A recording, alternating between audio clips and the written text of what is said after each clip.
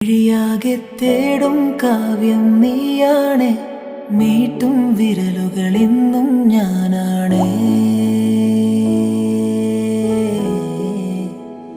കാതാകെ കേൾക്കും പാട്ടിൽ നീയാണ്, മൂളും ചുണ്ടുകളിൽ